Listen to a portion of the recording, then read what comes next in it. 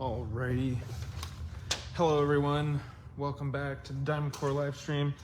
Hope everyone had a good new year. We're kind of getting back into the swing of things. We just wanted to kind of do a quick little fluting tool demo today to kick things off for the year.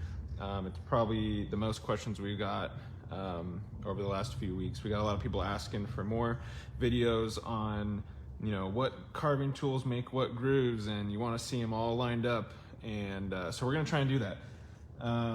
Again, if you got anything you want to see this year, we're going to try and have a great year of live streams and demos and videos and all sorts of good content. So send us your ideas. We'll be coming up with our own as well. And while I'm doing this, I do want to remind everyone, if you are going to ClayCon West, we will be there. If you're not familiar, it's a fun little conference in St. George, Utah. It's going to be this Friday, Saturday, Sunday, 12, 13, 14. We'll be there all weekend hanging out. We'll have a booth. We'll have tools to try. And if you want to buy anything, we'll have some of the tools. And definitely stop by and say hi at the very least. It'll be good to see you. And one sound is static. I will try and get closer. Oh, you know what? Here. Let's fix this.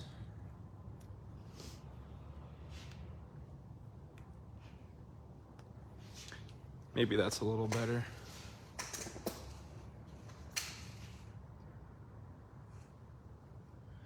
If anyone can hear this, maybe that helped, hopefully.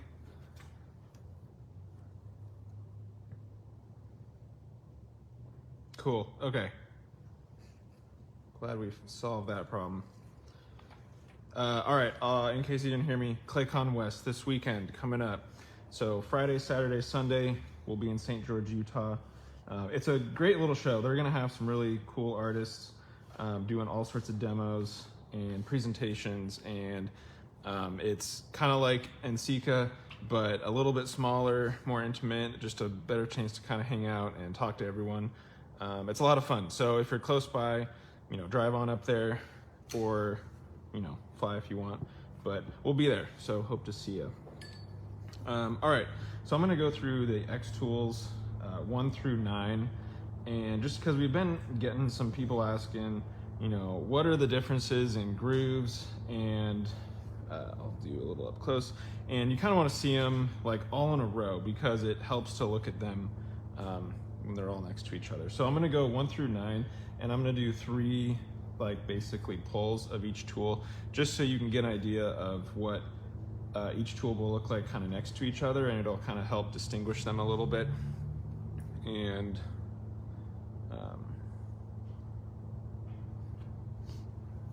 I guess I'll go like this, just so you can see. I will hold it up after. So I'm gonna start with the X1. And this is just kind of like a soft leather hard slab of clay.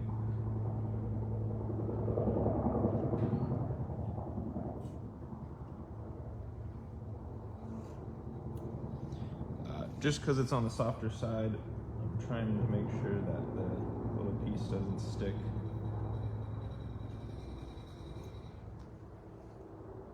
So the X1 is a V-tip. You're gonna get a very sort of sharp, narrow groove in the bottom. And again, I'll hold this up after just so you can see a little bit closer. And then what's important is like the entrance is a very sharp V-tip. So that's what you're getting with the X1. The X2 is kind of a larger U-tip. This will look much different. Your entrance is going to be U-shaped. And overall, it's going to look a little bit softer because you don't have that nice sharp groove in the bottom.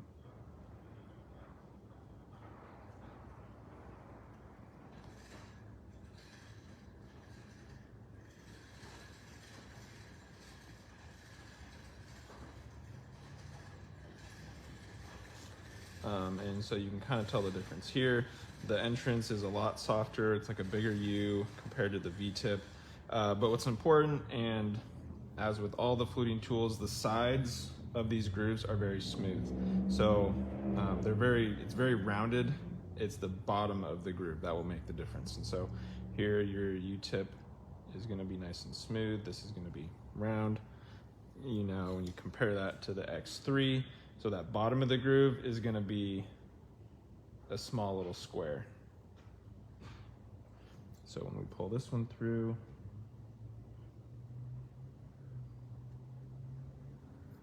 you're gonna see a little bit wider groove on the bottom. And then the entrance is going to be, you're gonna get like a little flat square shape on the entrance.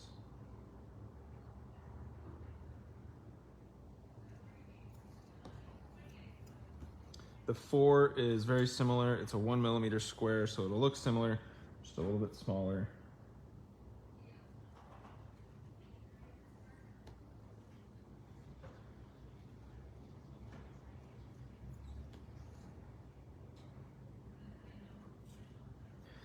3 and 4 go well together just because they're both square shapes, and you can sort of tell these 3, you get a big sort of pathway for glaze to sort of flow down, and that looks really nice. And then the 4, you get just a little bit smaller, sort of flat on the bottom.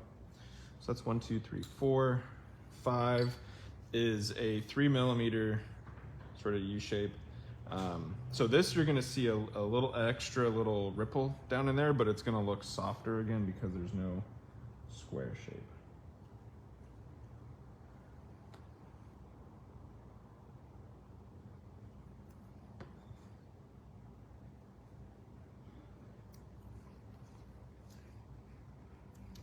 And don't worry, I'll hold it up after.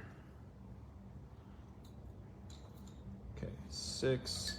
So 6 is maybe most similar to 2. It's a larger shape, and we call it a creased, sort of like a creased U. You're gonna get a nice sort of soft U-shaped fluting groove, but it's gonna have a sort of line going down the middle, like a nice crease. It's different than the X1 though, because the X1 really has like a sharp V, and so it's not quite as extreme.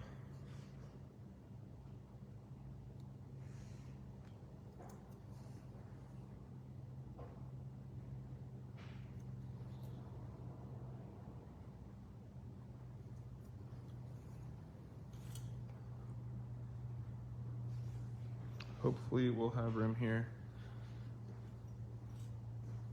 So that's the X6.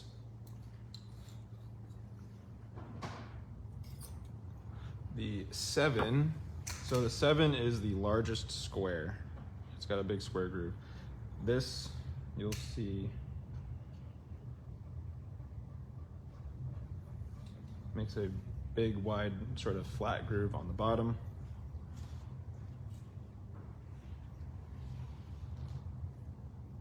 And I'm actually just gonna do 2 of those just because I'm running out of room here. Let's see. So 8 and 9 are, where do I go with them? Oh, yeah. 8 and 9 are very similar. One is a double U and the other is a double V. If you look at them, they might look similar, but they kind of have different effects with glaze. So 8 is going to be the double U.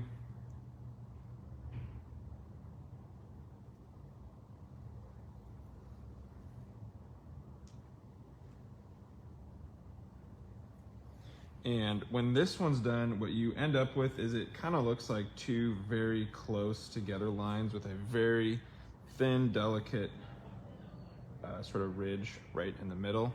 That's the 8. The 9, let me pull this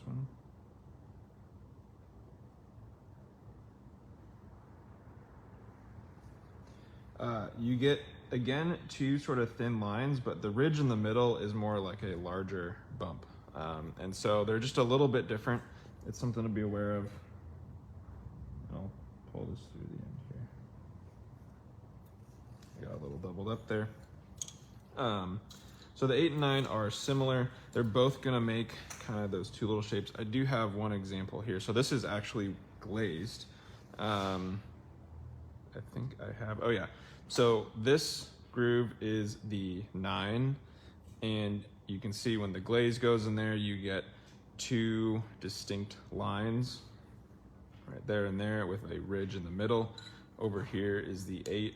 So it's very similar, but that ridge in the middle is going to be much narrower. It's very thin, and then those 2 lines are just a little bit smaller. So depending on the glaze that you use, if you're using a very opaque, sort of thicker glaze, that might cover everything up. I'd say on 8 and 9 and some of these, what looks really good is some sort of thin, transparent glaze where you do show some of those little details. So this was something that I carved last year. You could go find the demo if you wanted. This was the 8, and then this was like the 7 mixed with a fine point tool to make this design. So it was just basically a big crosshatch with the X7, and you get these little diamonds, and then I made some little impressions in the diamonds. This was the X9, just some basic stripes. This was X7 again, just little cuts. This was the X8, little cuts vertically. And then this was the X8 and 9, just sort of overlapped, just kind of showing you can get a lot of texture really quickly using the fluting tools. And then on this one, so this was the X1 through 6 originally. This part here, you can kind of tell, but this is going to be like the X1, 1, this was 4, 3. So as the glaze line here, and I'm calling it the glaze line because the glaze is going into the groove and creates this line. As it gets wider, that is the wider square on the bottom of the tool. So you kind of have to keep in mind, like as your glaze goes in there, if you really want a big groove for glaze to fall into, then you're going to use this, for example, was like the X6, that big wide one. And then this was the 3 and the 4 and the 1, I believe. Oh yeah, this again. So I think we had the X1, the X5 right here. These 2 are the X6, I believe. They could be the X2. You're gonna get a much wider area for glaze. And then this was just, again, some X1s and 3s with some fine point little dimples in there, and some various grooves. So I'm gonna bring these to ClayCon, so if you want to take a closer look, come check them out. And we'll hold this one up. So if you're on Facebook, sorry, you might miss a little bit of this, but we'll go close. So X1 there, get my pointer. This was X1. Notice the very sharp, pointy entrance. X2, a lot softer, and you get a big sort of wide groove. 3 and 4 are similar, where they have that square groove on the bottom. 4 is going to be a lot narrower square groove. 5 is, and maybe might be hard to tell on here, but this is 5. It's a very rounded, smooth bump.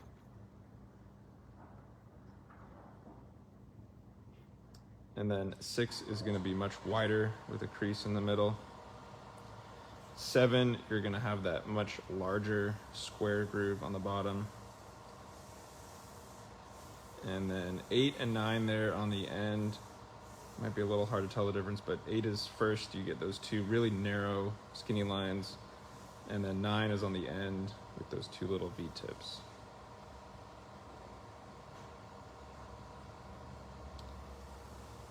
When you go quick, it might look like all a blur, but when you carve with these on a piece, and again, these are just long lines, but if you're doing tiny little short strokes or designs, you really can create a lot of looks just by overlapping or using different tools. So there we go. We'll definitely post a picture of this after up close with all the tools in there, just so you can see, and hopefully that helped a little bit. We'll try and do some more of these demos where it's just, these are all the tools, this is exactly what mark they make, just so you can get an idea of, you know, if you don't know what you're looking for. I know we have a lot, and it's kind of hard to go off of just a picture online. So again, let us know what you want to see more of. That's all we got for today. And then another reminder to come check out ClayCon West this weekend. St. George, Utah. We'll be there Friday, Saturday, Sunday. The vendor show, and you'll be able to come to our booth Saturday and Sunday, so keep that in mind. But they have a lot of good artists and like kind of demos and a lot of cool stuff going on all weekend. So definitely check it out, and hope to see you there. Stop by, say hi. Otherwise, thanks for joining, and we'll see you again next week.